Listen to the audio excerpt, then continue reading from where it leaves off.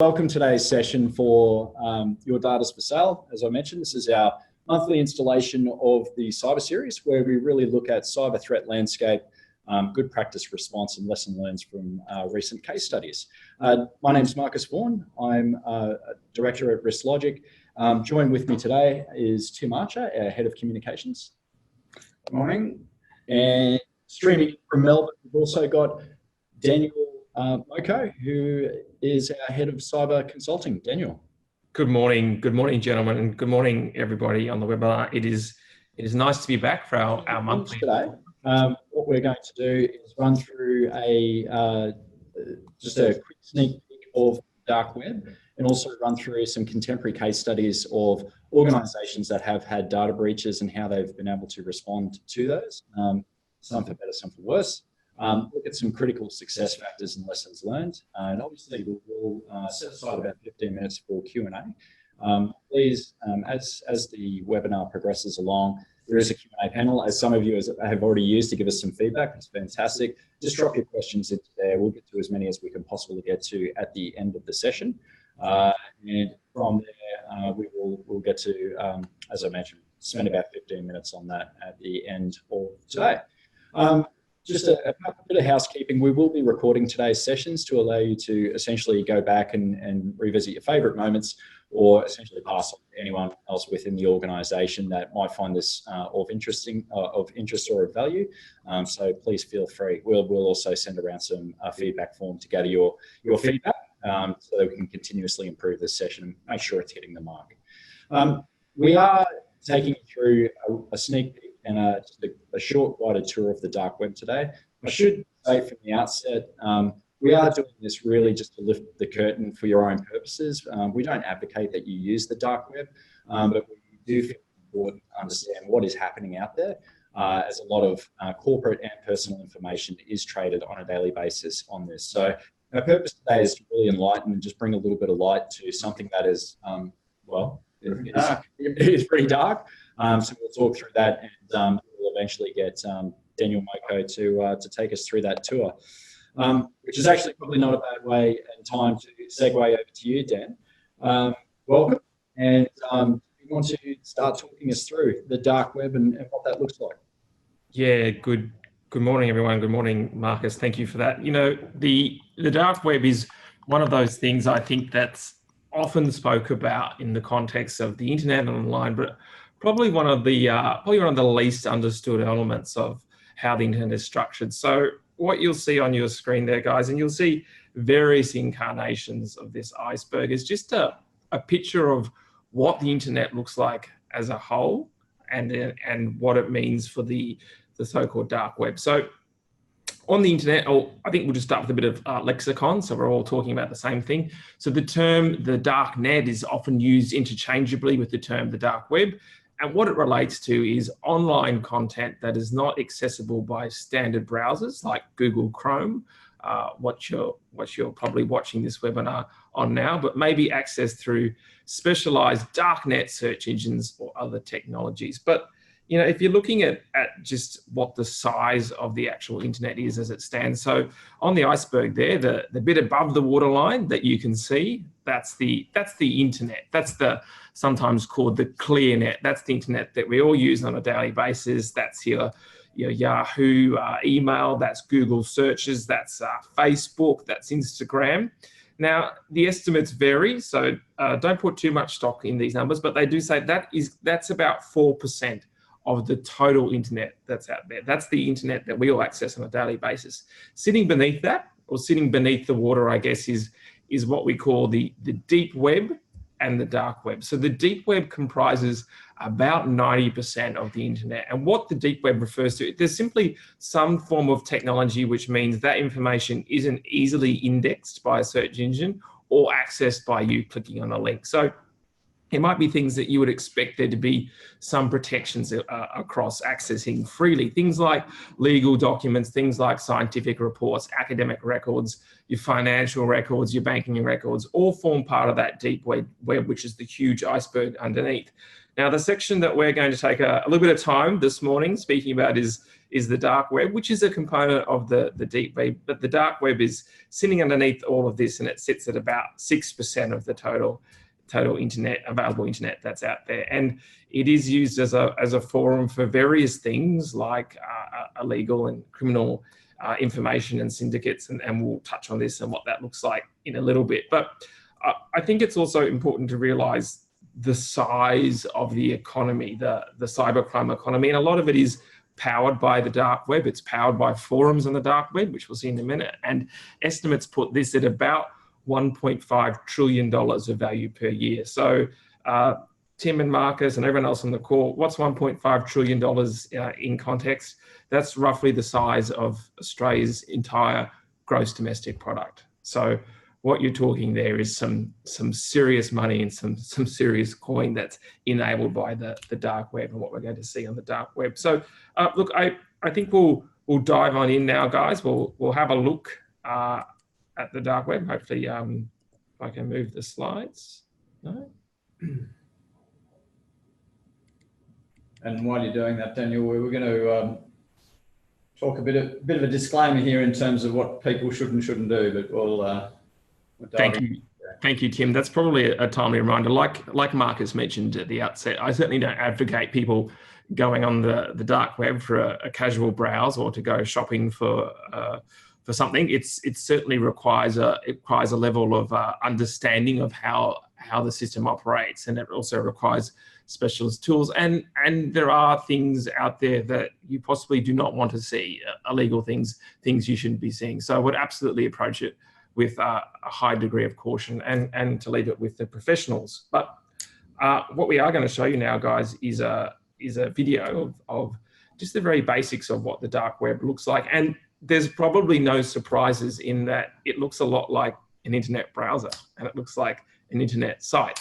So we're going to have a look at some of the forums and some of the websites that are available on the dark web. Now, these is being accessed in this particular example by what's called a Tor browser, and a Tor browser is simply a technology that was designed that prioritizes privacy and security in accessing the internet, and it goes about it in a systemic way through a number of guards and nodes to mask where people are entering and exit different servers from. So we'll just have a look now at the little video here. So this is one of the websites, which is DuckDuckGo. That's a private search engine there that you can use. And you can see the addresses end in .onion, which is a little bit unusual, not in the usual .com or .org or .net. This is one of the forums that we're looking at. It's called Empire Market. Look, guys, you log on as you would a normal username, password. There's the captcha there. Another famous market, which is the Berlusconi market, which sells a number of things. And then this one here is called Nightmare. So this gives you a real taste of a market that you don't need any registration for. You can log on to this market immediately and you can look at what's for sale. So this is under the fraud section that we were having a look at. And you can see there's some Netflix logons, there's verified PayPal accounts. And the one that we're going to click on here in a minute is a NAB bank logon with a tap and pay balance of over $10,000. So this is a so-called verified NAB bank logon that's for sale. Purchase price is about $67.60 US cents. Here's the product description, much like you'd find on an eBay site or any sort of e-commerce site. If you purchase that, that's the sort of information you'll get: user ID, PIN, full name, address.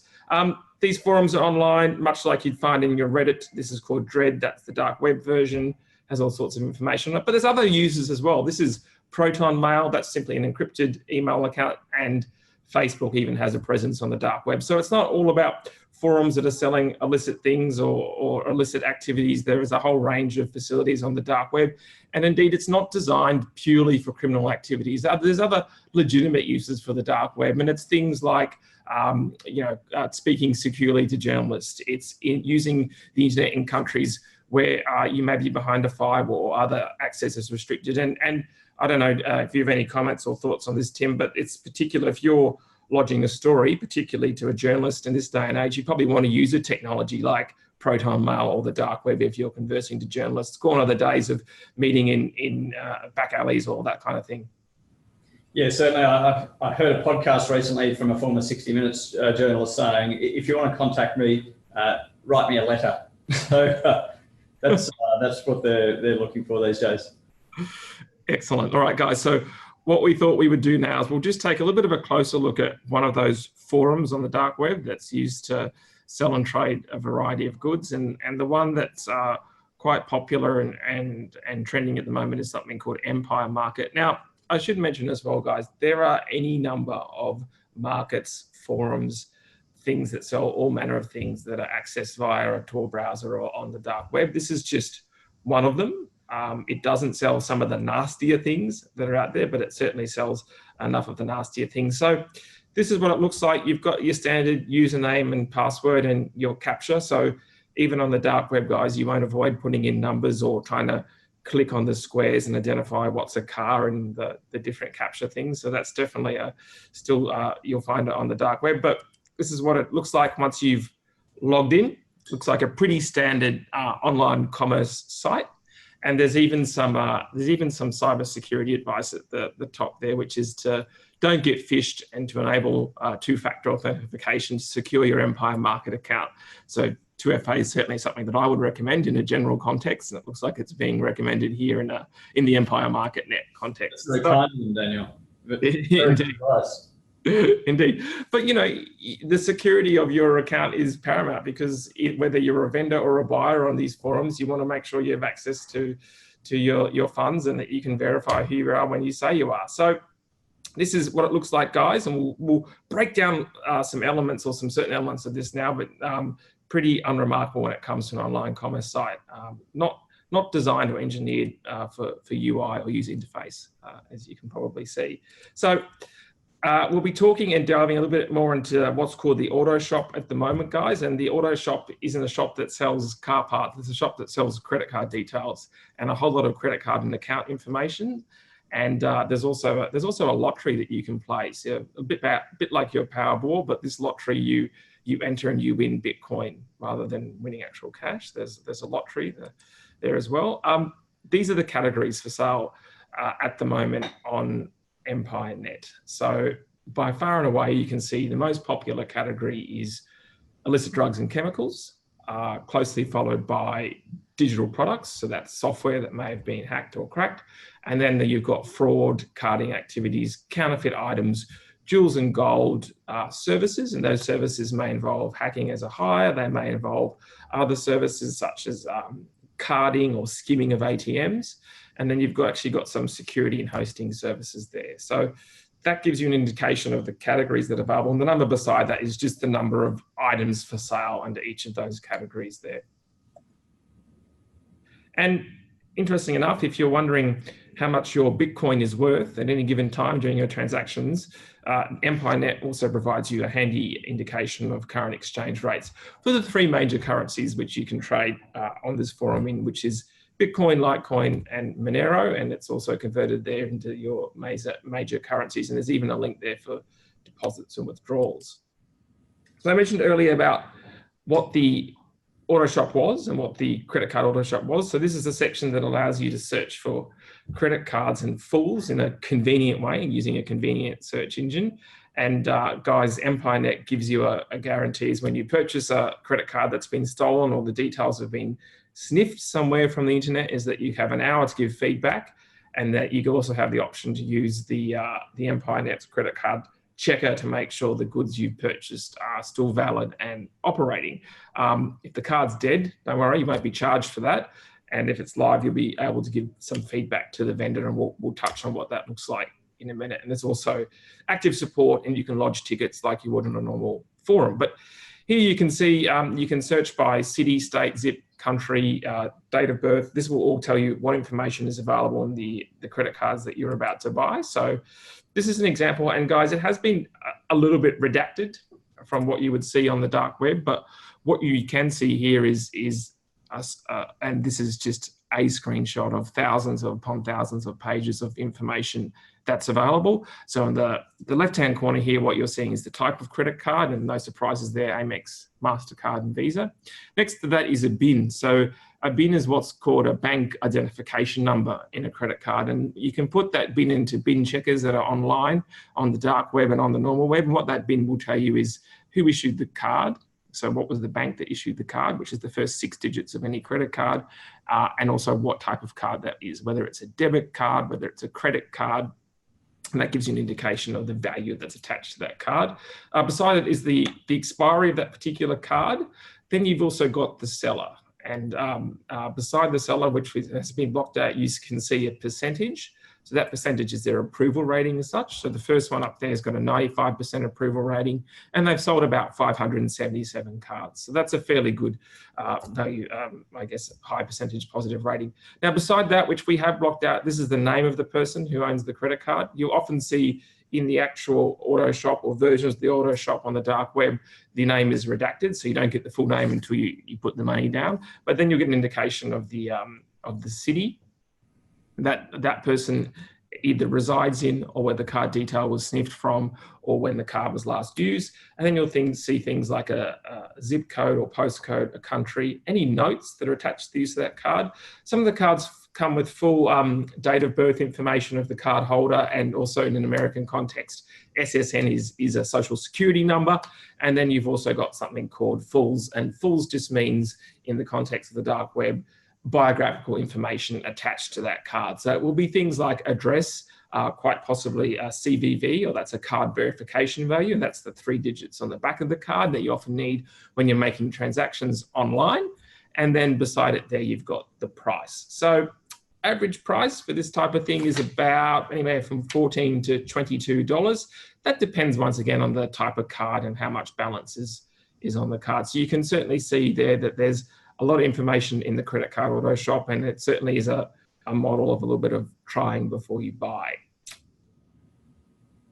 Okay, jetting along. So we've just clicked in, guys, take you back out into the forum to have a look what's actually for sale on some of these things. So we've clicked into the fraud category here, and this is once again, we focused on a credit card. So this is a Chase, Manhattan Chase is a bank in America.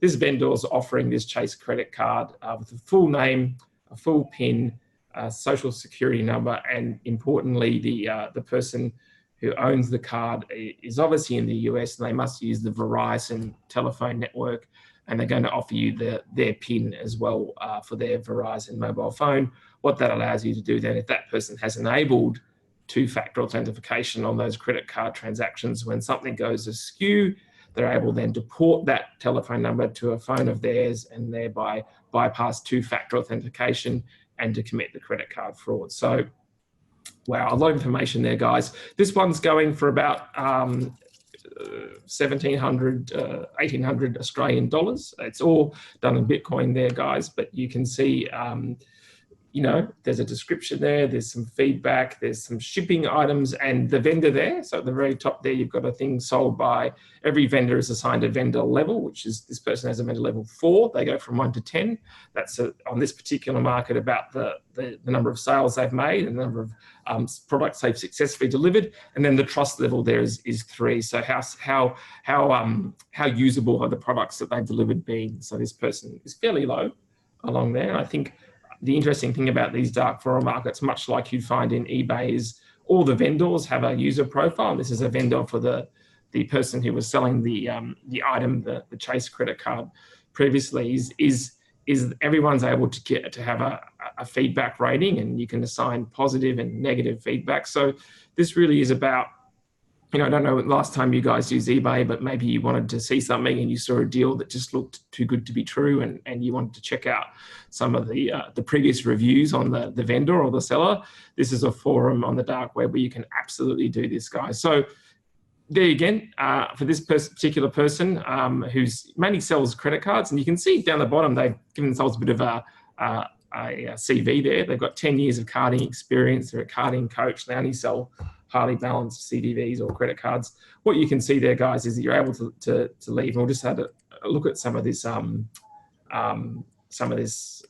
positive feedback here from these people. Whoops, I think I've clicked too far.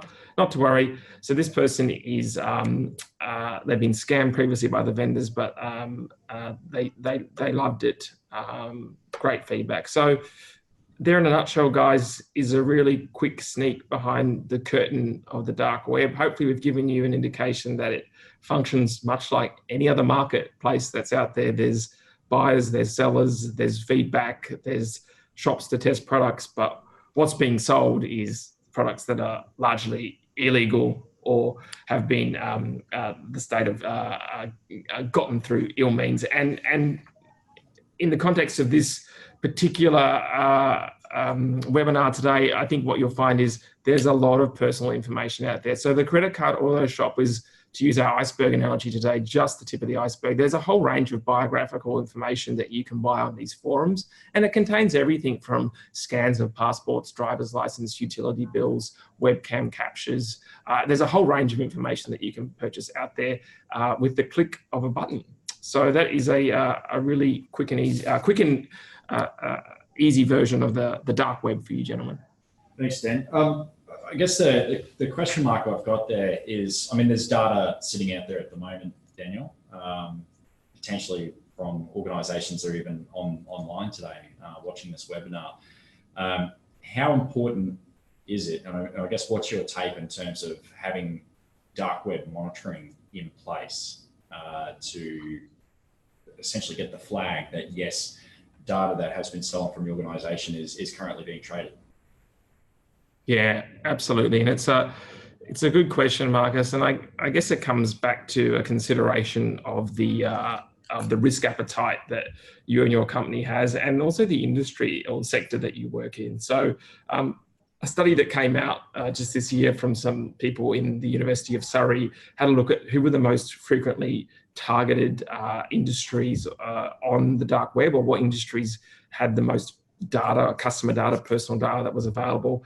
And about 35% of those industries were in banking and finance, closely followed by healthcare and education. So you can see, obviously, the value of the data that those companies hold is something that hackers or is of value on the dark web. So if you're in those industries, there is some real merit in investing in some dark web monitoring technologies or companies. And there are a lot of reputable companies out there now that offer services when it comes to dark web intelligence or dark web monitoring. And it would be absolutely essential if you have suffered a breach, a data breach, and stuff has been posted on the dark web, that you put in place some robust monitoring, not only on that forum, but on other forums, to give your customers assurance that you're doing everything possible to try and stop further exploitation of that data. Okay. From a communications perspective, Tim, just thinking about, again, if data's sitting out there being traded as we speak, then anyone can essentially alert you, perhaps even before you know, if you don't have web monitoring, about the fact that, hey, your data's out there. Talk to that, like, okay, so speed of response, how do we deal with that? Like, what's speed of response is so critical, Marcus, but sometimes you have the option of finding out first that your data has been stolen before the general public does, and then you've got the chance to front foot the issue and break the bad news on your own business. It's always very hard to do. And how important is that? Oh, very important. It goes to transparency and demonstrating that you are taking very seriously and doing your utmost to A, plug the hole, and B, help the people whose data has been stolen. But sometimes you don't have that luxury, because the first you hear about it is in a public forum where the hacker may have decided that rather than send the business a note to say, I've stolen your data, they'll just put it on Twitter and say, I've got this data, who wants to buy it? Yeah. So, okay. Speed is critical, so is preparedness. Yeah, got it. So I guess just thinking about some of the impact of that in terms of what does it look like when it goes really badly, in terms of maybe not getting that speed and preparedness right? Yeah, well, I think if we got we're moving on to the graph. Yeah, okay. So this is relates to some research done just last year by Pentland Analytics in association with Aon. Some really good research called Reputation Risk in the Cyber Age. I recommend reading it. You can easily Google it. So what they did in this research is looked at about 120 odd companies who were subject to a cyber attack and either responded well or responded poorly. And they've used what I think is a bit of a crude term of cyber winners and cyber losers. But what that graph demonstrates is the impact on shareholder value or market value in the 1 year's worth of trading days after the attack. And so you can see there's the businesses that responded well, they continue to trade upwards, and those that didn't handle it well have really sunk. And there's a 45% difference there in shareholder value between those that have done well and those that have done poorly. So that really speaks to the importance of being ready and prepared and being able to respond proactively and effectively. Okay. So talking through some case studies, I mean, we've got some pretty unfortunate real life case studies. Yeah. You know, to illuminate that this is a real thing. Yeah. And that you know, that value and that the hit on value is a real thing. Perhaps we start with Landmark White, which is obviously an Australian, very, very close to us, Australian-based organisation. Yeah, that's right. We're going to have a look at two case studies today. One that didn't go so well and one that I think was pretty effective. And we're certainly not doing this as a way to beat up on this first case study. Landmark White, like you said, good Australian company, national footprint. They've been in business for 35 years or so doing, obviously providing a very good service of property valuation. So they're one of the leading firms in property valuations. They're major customers of the banks, obviously the lenders. Look, they employ 300 to 400 people. So a very good, sound business, but really hit hard by a cyber attack earlier or very late last year. So just by way of background, and this is all available on the Landmark White website, they received a message on the 30th of December, so right in that close down period between Christmas and New Year, just gone, that they've a link was sent to them via their live chat on their website, a link to the dark web. Now, I understand that their procedure at the time was to look at that, but they couldn't access the link, so they discounted that as possible spam. And I should just jump in there to say, Tim, that if you try to access a dark web link using an ordinary browser like Chrome, it absolutely won't work. So I can certainly understand why someone who may have been monitoring their social media and whatnot didn't have the tools or the knowledge or the skills to then take that or escalate that to the next level. Yeah, but like I say, Daniel, there definitely needs to be that escalation level to go, well, if we can't look at it, we need someone who can do it for us. So, and look, 12 days later, 10th of January, Australian cybersecurity contacted them and said, you've got a vulnerability. And they also received a post on Twitter to mention the fact that there was some information on the dark web. So look, they did close down the gap quickly, and then the data disclosure was revealed. And I've got to say, I think they did a pretty good job of getting on the front foot. They got information out, set up a really good frequently asked questions site on their website that went into a lot of depth. They owned the issue. They took responsibility. They sincerely regretted not acting sooner, and provided regular updates. And in a cyber attack or any crisis, an FAQ document on your website is a great single source of truth, but needs regular updating. And that's what they did. They put about 6 or 7 updates throughout the course of a couple of weeks. And it was good information, but I think they were possibly guilty of, they took it very seriously, but some of their language was around that it wasn't, that it was low-level data that was stolen. It was 137 evaluation records, and that included names, addresses, emails, and phone numbers, and some contracts for land sales. It didn't include financial information or credit card information, and some of their language was about that it was lower risk data and that it wasn't sort of on the high end. But you can never go down the path of sort of playing down that language. So they did do a good job of saying, well, here's the data that's been stolen, and here's what we know hasn't been stolen. So hats off to them for the way they did that, but they were really on the back foot because it was about 3 weeks later, and sadly they went into a trading halt for a period. The bank suspended their services, and to make matters worse, they divulged another, wasn't a breach, but information leaving the business via email, and that was at the end of May, and then they really did come out strongly and said, with no uncertain terms, that this was an absolute attack on the business. It was a malicious action, and that involved the police, and they did have some really good, strong messaging at that time, and then subsequently have gone into another trading halt again. So it's been a really tough time for them. You can see there the headline, predicted losses of up to $6 million. Their CEO resigned after 16 years with the business. I'm really feeling for them, but at the same time, I think from a preparedness level and from a response level, they could have been more on the front foot of getting their message out. No doubt they would have been speaking to their main customers very, very closely, and that's banks, but you've also got to think about the wider public reputation and branding issues there. Yeah. I mean, interesting timing, and just an observation on the 30th of December. You're probably running, most organisations in the CBD of Sydney are running a skeleton crew at that point in time.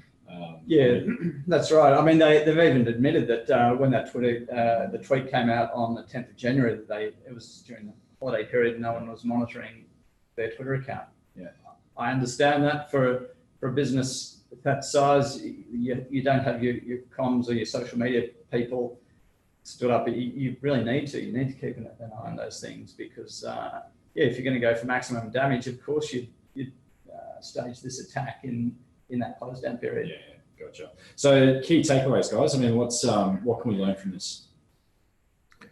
Oh, I think there's, as you were saying, Tim, just then, there's a really important point here about making sure that you have your whole team briefed on escalations, and everyone has a base level of understanding when it comes to the key aspects of cybersecurity. So that would be identifying, for instance, the dark market or the dark web link that was sent to them on the 30th of December, and then knowing what to do with that information, how to assign it a priority, and then ensure that it was dealt with appropriately. I think is a really important takeaway from this lesson. And this isn't necessarily a blatant criticism of Landmark White. We have to contextualize this in the industry they work in and also the capabilities that they have. But absolutely training and awareness across all levels of your business, whether it be at the C-suite, right down to people who are on the front lines, dealing with customers, dealing with personal information, their cybersecurity awareness really needs to be top notch.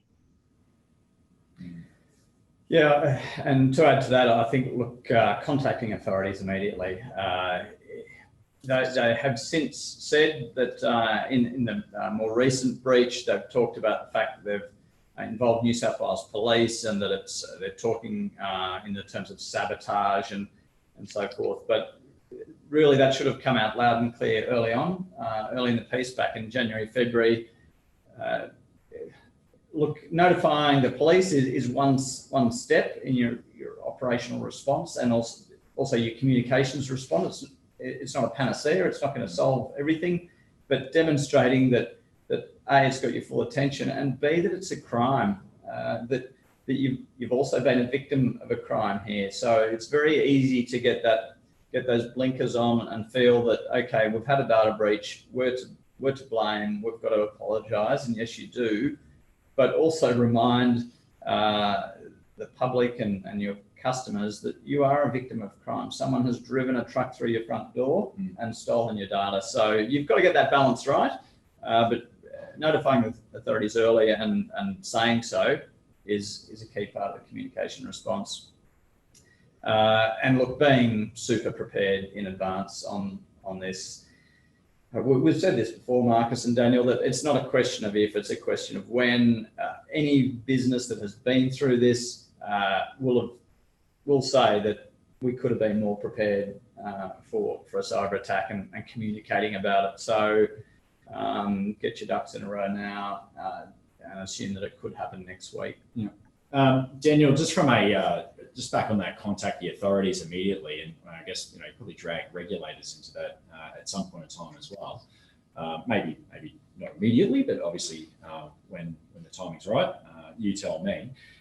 Just on, we do have a lot of clients and a lot of people online today that have global businesses. So if you're a Australian business, you've got a Sydney, Brisbane, Melbourne, wherever it be, head office, and you've got a office that might be in London or Germany or wherever it be, and I'm kind of picking on those due to GDPR.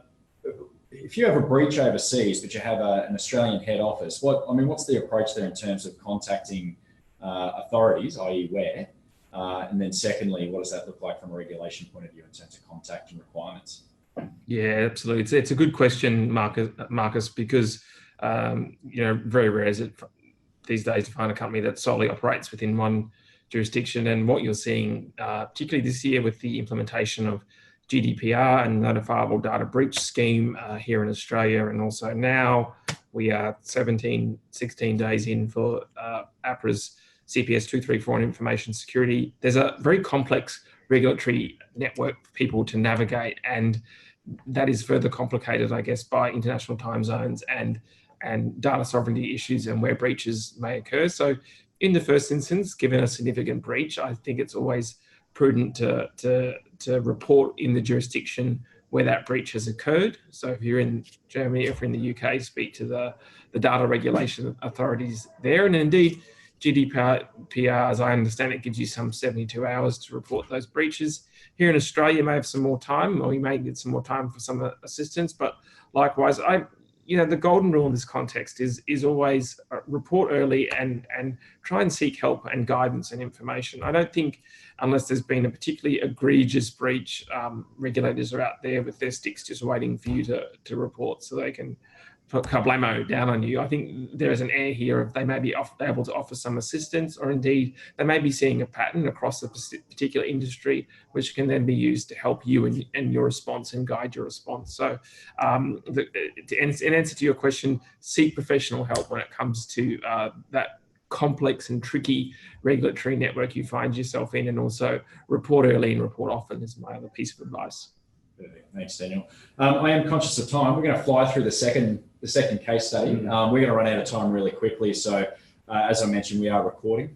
If you have to jump off on time, then we will have this link back out to you. Let's have a look at Australian National University.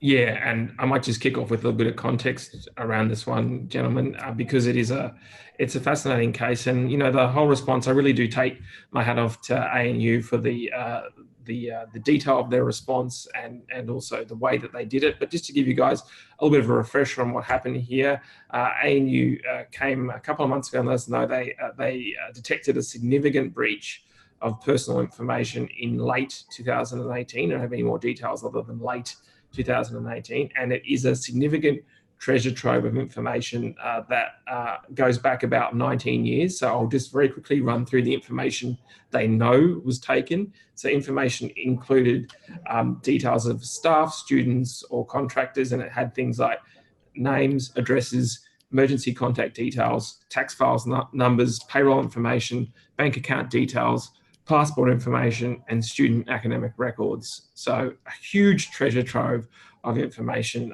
was leaked from the ANU. Yeah, and look, from a comms point of view, this is a really good case study of front-footing the issue and getting out there with good information. So you can see on that slide, slide is a screenshot of the front page of their website today, right down the bottom of the front page of their website. But when this first happened, it was right up the top, front and center for everyone to see. No issues about, we can't possibly put this bad news right in the middle of our website. Well, yes, they did, and good on them for doing that. And if you click through to that data breach, this is what you got. So message from the Vice-Chancellor, FAQs, all sorts of really good information and advice from their side. So they provided a lot of information. It was good information. And from a comms point of view, what that did was it provided the journalists with a whole swag of information that was clear, concise, and detailed, so that the journalists didn't have to go anywhere else. In shrinking newsrooms these days, they don't have time to send journos out to put microphones under people's noses or vox pop students to get the opposing view. They've just picked up a lot of that copy and pasted it. So yes, it did get a big run for pretty much half a day. It ran on all the major news outlets, but it was pretty much all their words. So they became the trusted source. They became the where people went to for information. So good lesson in controlling the story. Correct. Try and control the story, become that source of truth. And yeah, absolutely. They did a pretty good job. And so some key takeaways, guys? Well, I think with ANU, they were bold and they got out to all their stakeholders, and they went back through their records and contacted stakeholders from years past. So did a really good job of getting to everyone. And they took a student-first approach. They really, and that's what you need to do in any cyber attack or any crisis. Take that customer first or your clients first approach and become that source of truth. And also in terms of the advice that they gave, you've got to make it practical, and there was some good practical advice there. They could have gone a step further with some of that advice in some more detail, but they did a good job from a comms point of view to control that story. And by the next day, it was off the front pages and out of social media. But definitely kudos to them, Tim, for giving people those practical steps. Because if you look at that wish list that I said earlier of the type of personal information, that's basically a very detailed record of a lot of the personal details of someone's life. And they took the deliberate step to offer some really pragmatic things for people to do, rather than saying, oh goodness, mea culpa, we've lost your information. There was some really salient things in there about what to do, what to look for, and also some practical resources people could go to, like ID Care. So I think they did really well in that context. People first. Indeed. Put people first. Indeed. It's crisis or cyber crisis. Put people first. That's right. Okay, guys, thank you very much for that. I guess in terms of key takeaways from today. Yeah, I think what you can see from even our brief dalliance into the dark web is that your information has a lot of value, so it needs to be protected. And I think, landmark why ANU, everything shows us about these breaches is even something that can seem somewhat insignificant, a piece of address information or a tax file number, can have value when it's all chained together and all packaged up and sold in the dark web as it is. So absolutely, your information has value. It needs to be protected. Once it's out there, once the information has been breached, it's very much gone. And then I think the focus for organizations needs to be about protecting trust with clients and with customers is absolutely paramount. We spoke that to almost staff members as well, couldn't you, Daniel? Oh, absolutely. And a lot of the breaches we see involve staff members. So engendering that trust and confidence is critical to having a response, I guess, that's robust and that you're able to put your best foot forward. I guess the next piece is monitoring can maximize early detection of a breach. It can also help guide a response. It can also help give you assurance in a response phase that your controls are working and that there's been no more leaking of data and that the data that's out there has been contained. So I think that's absolutely critical in the context of a data breach, is monitoring of the dark web. And we can talk about some of those tools and whatnot separately, or I can talk to people separately about what's appropriate for their size and their industry and the circumstances which they're in. And look, full transparency, I can't overstate that enough. It is just so crucial. Don't try and spin, don't try and hold back information that you think, well, this could make the reputational impact worse. You've just got to get out there with as much information as you can and be seen to be, that people first approach of you tell your audience and your consumers, your clients, as much as you know, because that arms them, with as much detail as they can protect themselves, but also increases that level of trust and can help with the reputational damage.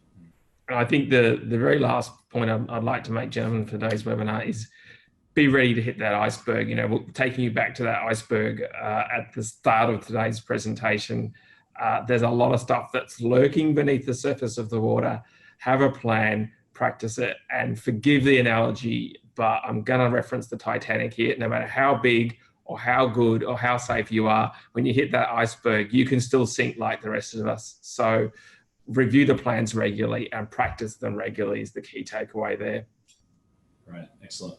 Okay, we are very much out of time, so I do apologise. Our little tour of the dark web is so engaging that we lost track of time. Favourite part here is really around the Q&A. So if you have any burning questions, please plug them in. We'll spend a few minutes. We will go over, we will record.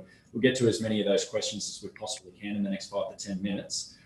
If you do have to run, please drop in your question. As I mentioned, we'll record. And our contact details are there if you have any specific questions you'd like to ask offline or looking for advice in any particular manner. So I'm going to have a quick look through and see what is coming through. Obviously, lots of feedback about the beginning. Okay, what recommendations can you make with regards to dark web monitoring technology? It's probably for you, Daniel. Yeah, and hello, Dan Bailey, and thanks for joining us. There's a couple of recommendations I can make specifically to you and your organisation with some more context. So what I might do there, Dan, is talk to you offline afterwards. But there's a number of technologies and companies, reputable companies, that you can put in place now that for a price will monitor particular dark web forums where a lot of these exchanges are happening, and then they'll provide you with either daily, monthly reports that you can feed into your overall cybersecurity posture. So I'm not going to be vendor specific in this forum, but I can definitely chat to you, Dan. I understand a bit more about the industry that you're operating and the role that you're in. And there's some things that you can do as well on a personal level when it comes to things like credit reporting and credit monitoring. And some of those companies have links into certain dark web forums and websites as well. Perfect. Okay. Another question there. Some jurisdictions require reporting of all incidents reported to any jurisdictions. Not sure that's a question, probably more of a throwing that out there for validation. We'll take that as a statement, as they say, but it's a statement that's absolutely correct. And if you look in the context of something like CPS 234, for example, if you have reported to another regulator, whether that be a regulator overseas, as I understand it, then the time frame of 72 hours kicks in for you to make a similar report to APRA. So I guess that's about, once again, Marcus, the distributed nature of companies and the global operations and impacts in Frankfurt will have an impact in Sydney as well, and regulators need to understand the whole picture across the globe. Gotcha. Okay, if we are a victim, what advice should we provide our customers over and above change your password and monitor your accounts? Yeah, look, that comes back to the things that we're talking about giving good practical advice that is detailed. So very easy, and you see some companies roll out the stock standard. A, we're very sorry. B, change your password, and C, monitor the account. But look, go further than that. Talk to people about two-factor authentication and password keepers and so forth. And in doing so, use really practical language, because people don't know what two-factor authentication actually means. A lot of people, the people on this webinar absolutely would, but you've got to talk to the general populace and don't get caught up in technical speak. Absolutely, Tim. And I think in this case, I'd advocate make things really easy, screenshots. And there's also another level of monitoring and assistance you can offer your customers. And quite often in the US context, what you'll see if there's been a significant breach of data, companies will offer free credit monitoring for a year to those customers. And that's another layer that you can consider in the context of a significant data breach. Yeah, it probably does come down to also the context of the breach, your organisation, its customer base. Yeah, are you B2B? absolutely. Are you B2C? What does that look like? Yeah, there was a recent one in Australia earlier this year where they offered a 1-year subscription to 1Password, which is just one of the password keepers that you can use. So I thought that was a good move by them. Yeah, got it. Quick question here. How would you prevent or be aware of data showing up on the dark web? Yeah, well, Prevention's a big question. Prevention is definitely better than the cure, isn't it? But I guess that could be a topic for another webinar itself. There's a number of controls and steps that you can take when it comes to things like data loss prevention. And there's tools that you can employ on your network and as part of your cybersecurity posture. And then I guess the other side of that coin would be the awareness is the monitoring. We've spoken about that at a generic level. I guess no matter how zipped up or tight you think you are, there's always ways for data to leave your organization. So I guess preparation here is as important as prevention. Perfect. Can Risk Logic assist companies in protecting them from hacks? Well, I think the answer is absolutely we can. And there's a whole range of services and products that we offer with respect to cybersecurity. And I or any of my team or anyone indeed on this webinar will be more than happy to speak in detail about those. And good to confirm that wasn't even a question from you, Daniel. Yeah, that wasn't my Dorothy Dixon, no. Okay, in the case, and I'm assuming we're talking about the case study today, they were told through Twitter, and it seems they were alerted externally and then reacted. Not much of a question there, probably an observation, but any thoughts there? Yeah, I'll tell you what's really good reading, and that is Landmark White's page where they did put up all their FAQ updates. And like I said, they were pretty detailed, but if you read right through it, it does give you that full picture about how they initially reacted and how they then took subsequent steps to deal with it, and how they learnt more information and continued their approach as they knew more. But I guess, in reading it, it really does highlight that they did get some sort of advance notice, but then it was a good couple of weeks later before they were going out with that comms piece. So, yeah, it's a good learning. And a fascinating statement in that, an observation in that often this is an indicator of compromise will come externally, and it may come through social media, and it happens a lot more than perhaps even internal monitoring tools or other tools may alert you to. So you need to have the systems in place to respond to that in an appropriate way. Yeah, which is a great segue. We will wrap it up there.